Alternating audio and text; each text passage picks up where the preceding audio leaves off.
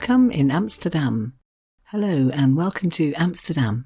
I'm Marion Jones and this is City Breaks Amsterdam, Episode 3, the one where we get to the canals.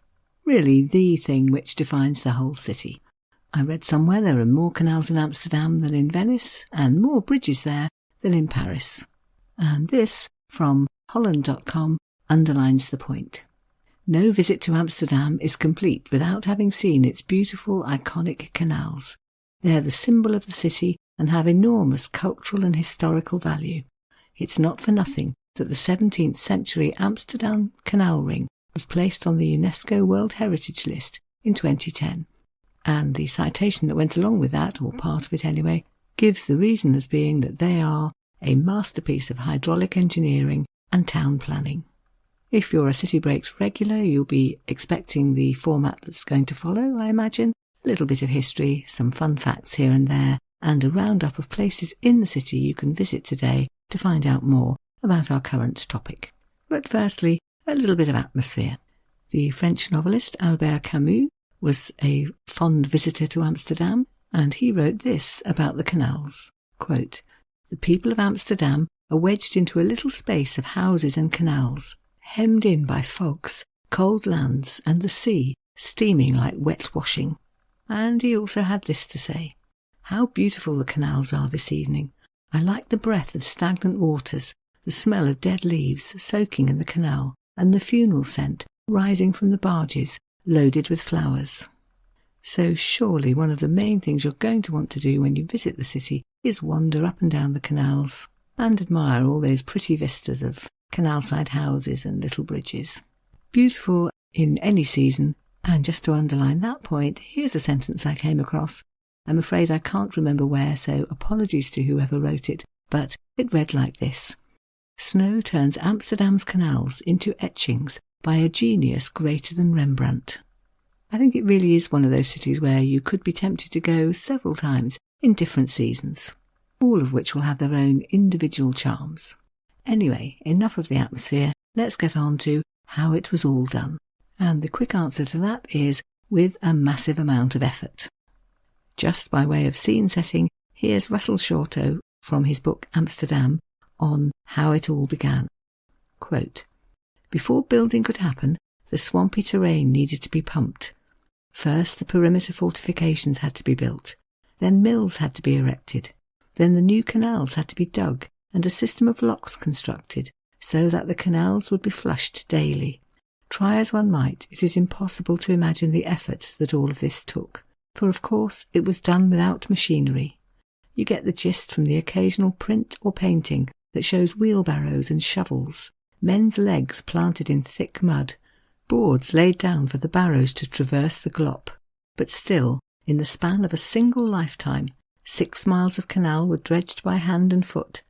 12 miles of canal-side land were built up with mud from where the canals had been dug out, and with sand hauled in via barges to raise the ground level enough above water to build on."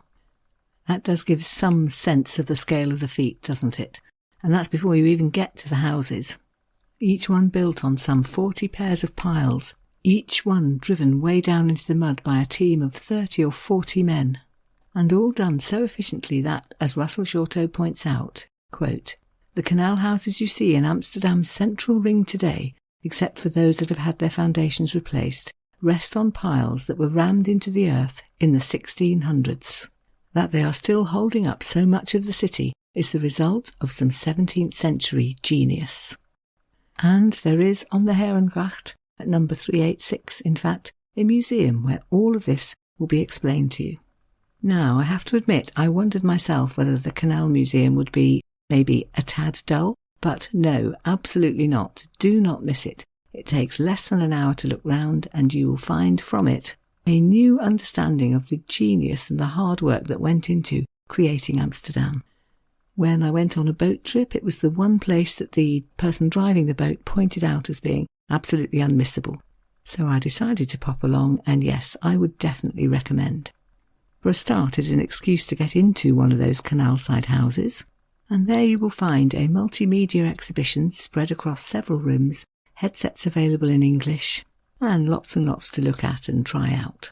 So the first room contains a film setting the scene at the end of the 16th century through artists' impressions, telling the story of refugees fleeing from all over the Netherlands and indeed from other countries, fleeing here to Amsterdam, where they'd heard that there was religious tolerance and a chance to start a new life.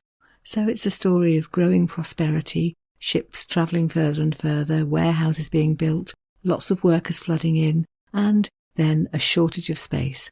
Where were they all going to live? In the second room, you get the chance to listen in on the meeting of the City Council in February 1610.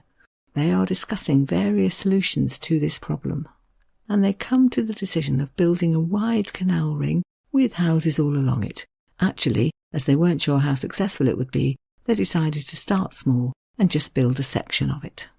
You're taken then into a second meeting 9 years later, in September 1619, when things are going really well. People are keen to invest, and so buildings are popping up on both the Herengracht and the Keizersgracht, stately mansions in the centre, warehouses and whatnot for the businesses and the industry, concentrated a little further out, mainly in the northwest of the city, in Jordan.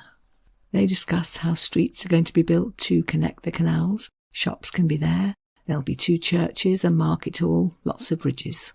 And then there's a third meeting that you can snoop in on from 1662, so 50 years after the project began, at which they discuss what a massive success it's been. Plots of land are selling well, there's a big demand for new houses and warehouses, and so they decide to extend the 3 canals they've begun, creating the necklace pattern, 3 of them looping down from the Centraal Station that we know today. More money would be invested paving the streets and adding street lighting, so really the Amsterdam we know today was taking shape. In the next room along, you see more of the nitty-gritty about how the canals were actually built. You're invited to imagine that you're standing on a building site, up to your waist in the Herengracht, in fact. You are reminded of the little slogan, "No canals, no Amsterdam," and you're shown how exactly it was done, how the water was pumped away, the canals dug out 5 metres deep, the sides secured with piles, quay walls built, the soil that had been dug out used to build on. There's a description of the 30 or 40 men who drove each pile at least 12 and sometimes up to 20 metres down. 1 pile every 2 metres, so roughly 90 for any house that was going to be built. The piles were made of pine, largely brought from Scandinavia, and they'd learnt that if you kept them submerged underwater, then they wouldn't rot. Once there were enough piles to put a house on, then oak planks would be laid across the top for the building to stand on, at which point you can pop next door to room 4, where it's all about the houses themselves. The centrepiece is a large model of a house, a double-fronted house from the 17th century, and you can walk all around it and peep into every room. The double-fronted house is one of the posh ones, owned only by the wealthy, so you can see inside in the reception rooms, for example, fancy decorations, Persian silk and Turkish carpets, mirrors from Venice, imported from all over Europe by the boats which traded in Amsterdam, and paintings too representing the artists of the day. If you peep into the bedrooms, you'll see a bedstead for the parents and little box beds coming out of the walls where the children slept. No shortage of chamber pots, because of course there were no bathrooms, and a little note reminding you that what happened to them when they were full was that they would, of course, have their contents thrown out of the windows and down into the canal. If you peep down into the basement, you'll see where the servants lived and worked. And all around the 4 walls of that room, lots and lots of silhouettes of canal-side houses, actual ones which you can still see today, labelled with the road and the house number, and where again you can peep through little holes to see inside. So never again will you be wandering the canals, wondering what's behind all those fronts. And then room 5 finishes everything off with another film set in December 1663, showing how much the city had changed over the 50 years since the project began. You can see the canals with trees lining them, nowhere near as big as they are today, of course, but planted with the future in mind. Lots of barges and warehouses. Further into the distance you can see signs of industry, the leather works, textile factories, the breweries of Pruersgracht. And so you leave knowing how it was that in the 17th century Amsterdam went from not very much at all to a wealthy, trading, flourishing city. I found a nice description of today's Amsterdam in a book by Martin Ascher called, a strange title actually, H2O Land, which of course reads as Holland, but it's got H2O cleverly in the title. And this is what he wrote. Quote, "You soon learn that each of these sections of canal forms something of a small neighbourhood, and you discover landmarks, a church, a side canal, a shopping street, a distinctive corner building. Those who live on the so-called Golden Bend, on the Herengracht, roughly between numbers 400 and 500, have a completely different kind of house, more of an urban palace, to those at the beginning of the Prinsengracht, where you'll find charming but more modest 17th century cottages." And that's the reason, I think, why you never tire of wandering the canals, because although they have a unity about them, they all very much look like central Amsterdam, they're also full of little details which make them unique. And much of that is down to the canal side houses. Another topic very much interesting to dwell on. In fact, I managed to rake up 10 facts which I found interesting about Amsterdam houses. So here they are. 1. They are tall and narrow, and that's for a reason. When they were originally built, you were taxed on the width of your house, so it made sense to build them fairly narrow in the front, usually 30 feet wide at the very most, and then to go back and up. Although, of course, it was also true that if you were well off, you might get yourself a double-fronted house. You can see, for example, lots of those on the Herengracht. Secondly, there's always going to be a danger of flooding, so you will notice that many of the front doors are in fact a few steps up. And number 3, typically the houses that were built were a shop or a warehouse on the ground floor and living quarters above. And fourthly, in the late 17th century, they got the idea of building a rear extension, often linked by a passageway to the original house, but another clever way of getting more building without paying more tax. And it was in one of these so-called back houses that Anne Frank and her family hid during World War II.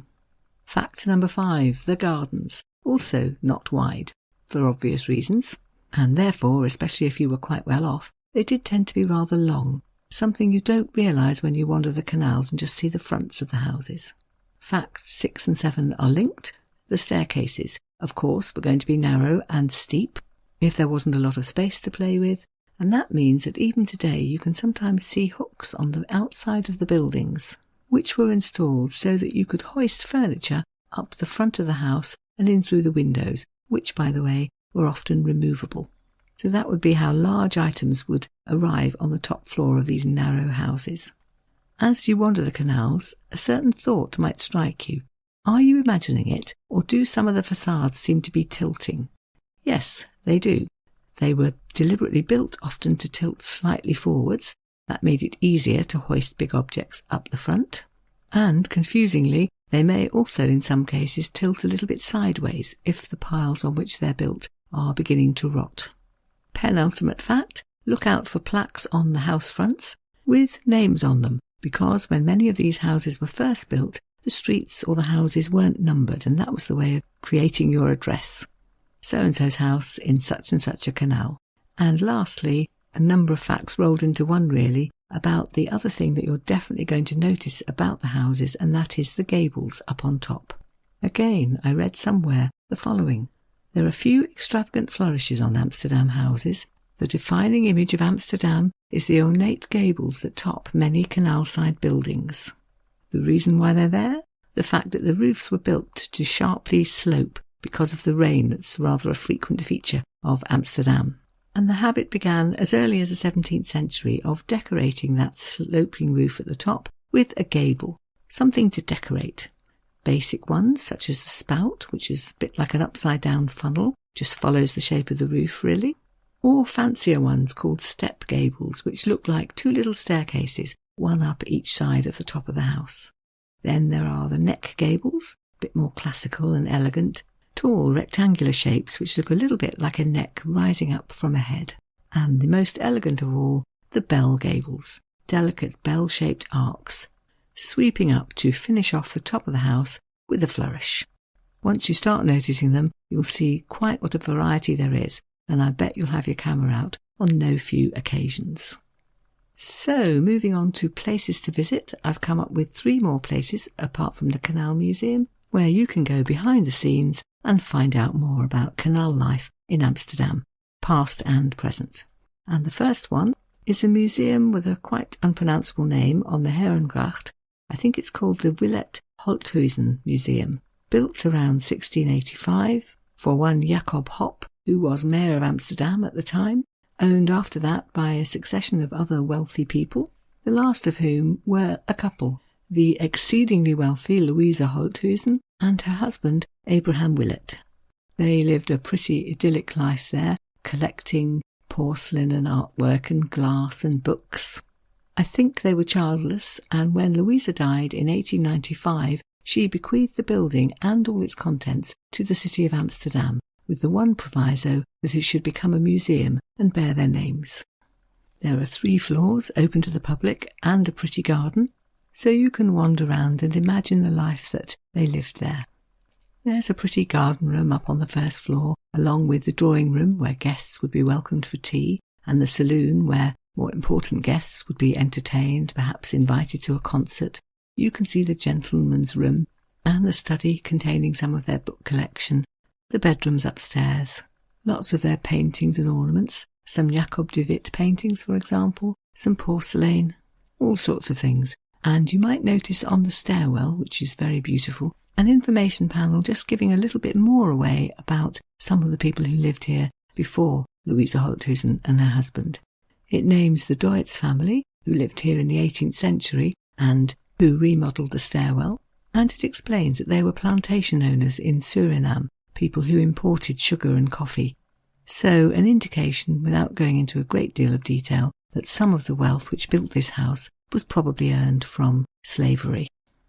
And not too far away on the Keizersgracht there's a second canal house museum, the Van Loon Museum, built in 1672, another traditional canal-side house and garden, this one with a coach house, which was quite common for the very wealthiest people. The first resident was apparently one Ferdinand Bol, a pupil no less of Rembrandt, but it passed at some point into the Van Loon family, who were very well known in Amsterdam. Several of them were city mayors, for example.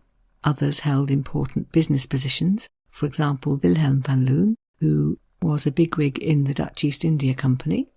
In the previous house I mentioned, you were looking at the decorations chosen by the last inhabitants, but this one is a much better example of how wealthy Amsterdammers lived in the 17th century. It's a typical canal house, so kitchen in the basement, reception rooms up above, bedrooms on the first floor, and then servants' quarters and an attic above that. Here too a large collection of paintings and furniture, silverware, porcelain, and behind the house the grand inner garden, laid out in the formal 17th century style and with its own coach house. On the website you can read the following. You will be allowed to visit the kitchen and the garden, wander through beautiful reception rooms, climb the stairs up to the private quarters on the first floor. A rare chance of getting the feel of the Dutch life from inside. The china is on the table, sheets cover the beds, and fine paintings look down at you from the walls. Definitely a good idea to visit at least one of those 2 houses, I would say. But don't miss the houseboats, a whole different aspect of canal life in Amsterdam. I think there are about 2,500 of them still inhabited, and you will certainly spot them as you wander along the canals. They're mostly fairly old, 100 years plus, often freight ships which were turned into floating houses as a solution to the housing shortage, a cheap way of finding somewhere to live in Amsterdam city centre. Something originally more attractive to the poorer people, but these days they are absolutely not an inexpensive way to live in the city centre. I've read that they can cost up to €10,000 per square metre, for people gradually decided that they were really rather charming. Wooden interiors, porthole windows, but with modern fixtures and fittings inside. And the place to find out more about all of this is on a houseboat, the Houseboat Museum, which sits opposite number 296 Prinsengracht. It's a traditional boat, the Hendrika Maria, which was built in 1914 to be a cargo ship, which now, and I'm quoting from the website, is a cosy living space featuring all the conveniences and a surprising amount of space and comfort. The people who owned it set it up as a museum, they say, because they were constantly being asked questions about life on a houseboat, such as, how do you get your water and electricity? Where does the wastewater go? Is it cold and damp and dark on board? How small are the bedrooms? Well, you can find out answers to all those things, and indeed a bit more history of the boat, if you go inside. So you'll learn that when it was first built in 1914, it was owned by some timber merchants, so very much a working boat, and after that it was bought by the De Beyer family, who owned it for more than 40 years and used it to transport sand and gravel. It was scuttled, to use a nautical term, during World War II, so taken out of service because they definitely didn't want it taken over by the occupying Germans. From 1967 it was used for a decade or so as a painter's studio. Then it became a houseboat and was lived in until finally in 1997 it was opened as the Houseboat Museum. You climb down some narrow steps to get inside, and I think the first impression you'll get as you begin to look round is how very orange it all is. It's decorated very much in 70s style, from the wallpaper to the fittings, an orange television, an orange telephone, orange cupboard fronts. You pass through the living quarters back to the working end of the ship, and there are lots of photographs and information boards there to tell you all the things you want to know. And an excellent way then to find out about this particular aspect of living in Amsterdam, where really everywhere you turn it's all about canals and canal-side houses and bridges and boats. Perhaps I'll leave the last word to Martin Asher from his H2O Holland book. Quote, Amsterdam, with its horseshoe-shaped quadruple ring of concentric canals, is the most distinctive of all Dutch cities where you can live in close proximity to water. Indeed. And although I'm leaving the canals behind, I'm going to tackle another major feature of the city centre in the next episode, namely the story told by the churches of Amsterdam. From the earliest ones which you can still visit today, to the upheavals of the 16th century, the alteration, and why that meant that hidden churches were built in some parts of the city, one of which you can still visit today, and generally a collection of stories illustrating this aspect of the city, which has always been absolutely key. So I hope you'll be able to join me for that. Meanwhile, a little bit of Dutch to finish off with, namely hartelijk dank, which I think is one way to say thank you for listening, that is, and goodbye, which I believe might be tot ziens.